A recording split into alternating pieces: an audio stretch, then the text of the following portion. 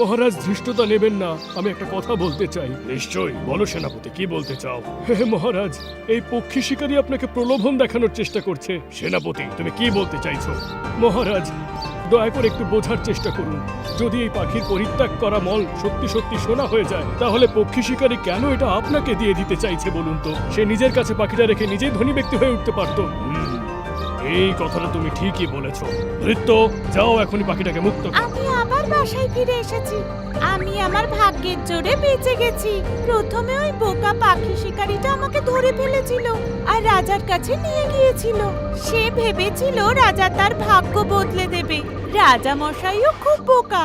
অবশেষে সেনাপতি তাকে বুদ্ধি দেয়, আর সেনাপতিও খুব বোকা।